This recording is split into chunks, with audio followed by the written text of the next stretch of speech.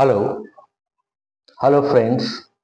ఇప్పుడు ఇంకొక ప్రపంచ సాహిత్యంలో మణిపూస లాంటి కథా వస్తువు లేకపోతే ఒక క్లాసిక్, కథల పరంగా ఒక క్లాసిక్ అనొచ్చు. అటువంటి దాన్ని పరిచయం చేస్తాను. అదేమిటంటే రాబిన్సన్ క్రూసో.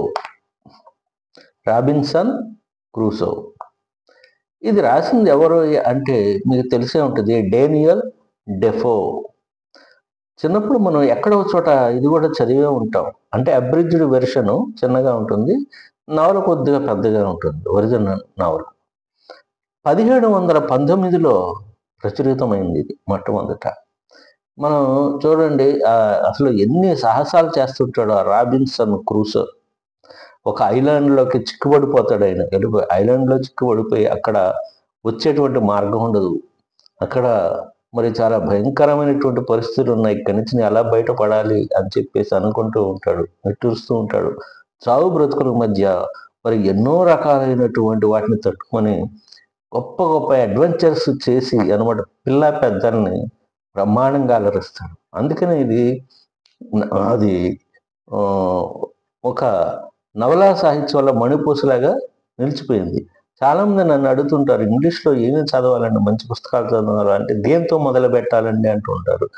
ఇవన్నీ కూడానండి, వీటన్నిటిని కూడా ఒక్కొక్కటి చదువుతూ ఉండండి. మళ్ళీ బ్రహ్మాండమైనటువంటి పుస్తకాలు ఇవి చదవాలి. ఇలాంటివి చదివితేనే భాష, భావం, మరి గొప్ప సాహిత్యంలో మరి ఎలాంటి లక్షణాలు ఉంటాయి ఇవన్నీ కూడా మనకు తెలుస్తాయి. తెలియదు ఎప్పటికి కూడా. ఎవరో రాసిన చిన్న చిన్న మరి రివ్యూస్ అవి చదివితే కాదు, ఇలాంటివి చదవాలి. పిల్లలు చదవాలి, పెద్దలు చదవాలి. అందుకని నేను చెప్తున్నా, ఈ డేనియల్ డెఫో రాసినటువంటి ఈ యొక్క క్లాసిక్ని చదవండి. ఇంగ్లీష్ లిటరేచర్లో క్లాసిక్. రాబిన్సన్ క్రూసో ఎన్ని సాహస కృత్యాలు చేస్తుంటాడో. మరి షిప్ వెళ్తూ ఉంటే షిప్ బద్దలైపోవటం, ఆ బద్దలైపోయిన షిప్ అది మెల్లగా వెళ్ళిపోయి ఒక ఐలాండ్లోకి వెళ్ళటం, ఐలాండ్ చిక్కుబడిపోవటం, అసలు అక్కడ ఆయన పడే బాధలు, మళ్ళీ వాటిని చక్కగా పరిష్కరించుకుంటూ రావటం, ఎన్ని బ్రహ్మాండంగా వర్ణించబడతాయి అన్నమాట దాంట్లో. దీన్ని సినిమా కూడా తీశారు. బ్రహ్మాండంగా ఎట్టింది అది కూడా. తర్వాత ఈ రాబిన్సన్ క్రూసోని అనుసరించి అనేక భాషల్లో చాలామంది రాశారు, నవలలు రాశారు, చిన్న చిన్న నవలలు రాశారు. నవల్ల అంటారు చిన్న నవలని. మరి అలాంటివి అవి కూడా చాలా ప్రసిద్ధి పొందాయి. కానీ ఒరిజినల్ ఎంతైనా కూడా. తర్వాత ఈ డేనియల్ డెఫో రాసిన ఈ రాబిన్సన్ క్రూసో మరి ఎంత జనాల్లో పాతుకుపోయిందో చూడండి. చిలీ ప్రభుత్వం 1966లో మాస్ టైరా అనేటువంటి ఒక ద్వీపానికి వేరే ఇంకొకటి పేరు పెడదాం అనుకున్నారు.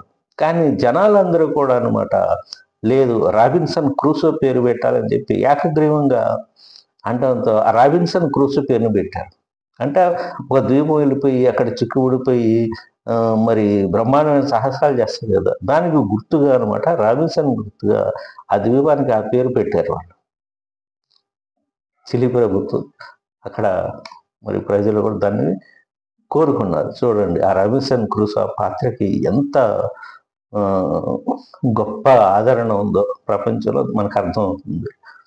అలాగే ఇంకా చెప్పాలంటే గల్లివర్ ట్రావెల్స్ కూడా మనం వినే ఉంటాం.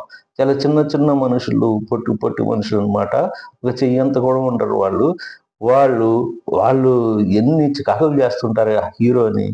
ఈ గల్లివర్ అని ఆయన తెలుసు కదా, గల్లివర్ ట్రావెల్స్. ఆయన ట్రావెల్ చేస్తూ ఉంటాడు, ఈయన కూడా సాహస కృత్యాలు చేద్దామని బయలుదేరుతాడు. అనమాట. ఈయన ఒక ప్రదేశంలోకి వెళ్ళిపోబట్టం, అక్కడ చాలా వింతైన మనుషులు ఉండటం. ఆ వింతైన మనుషులు చాలా చిన్నగా ఉంటారు.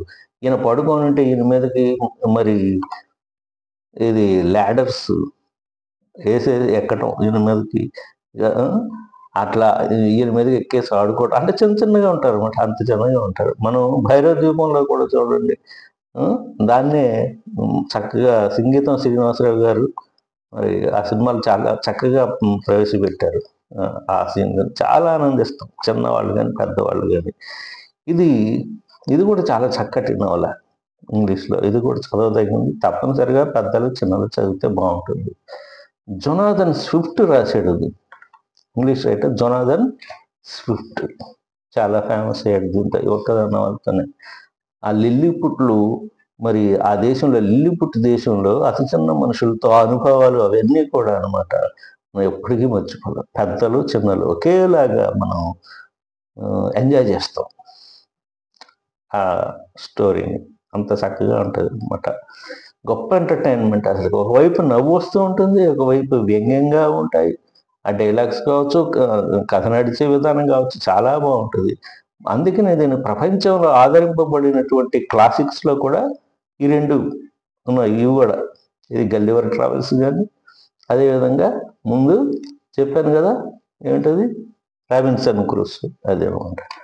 ఇవన్నీ కూడా అనమాట మనం తప్పనిసరిగా చదవాలి. ప్రపంచ సాహిత్యంలో మణిపూసలు అనదగిన వీటి గురించి మనం మాట్లాడుకుంటున్నాం ప్రతిరోజు.